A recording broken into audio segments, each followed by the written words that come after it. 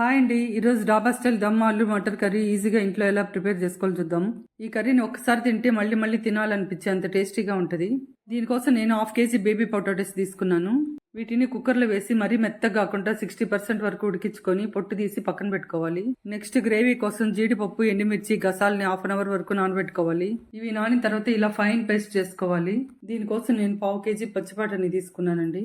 Next ఇప్పుడు fresh పెరుగు 1 cup తీసుకొని అందులో కారం, ఉప్పు, పసుపు, గరం మసాలా, ధనియాలు, జీలకర్ర పొడి వేసి బాగా కలుపుకోవాలి.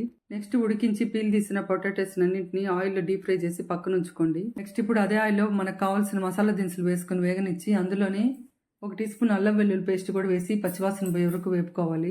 నెక్స్ట్ ఇప్పుడు మనం ముందుగా రెడీ చేసుకున్న మసాలాలు కూడా సన్నని మంట మీద ఒకదాని తర్వాత ఒకటి బాగా వేపుకోవాలి. ఈ మసాలాలన్నీ గుమగుమలాడే వరకు వేగిన తర్వాత మనం ఫ్రై చేసి పెట్టుకున్న పొటాటోని, బఠానీలు కూడా వేసుకొని సన్నని మంట మీదే మూత పెట్టి 10 నిమిషాలు ఉడకనివ్వాలి. ఫైనల్ గా కొత్తిమీర వేసుకుని సర్వ్ చేసుకోవడమే.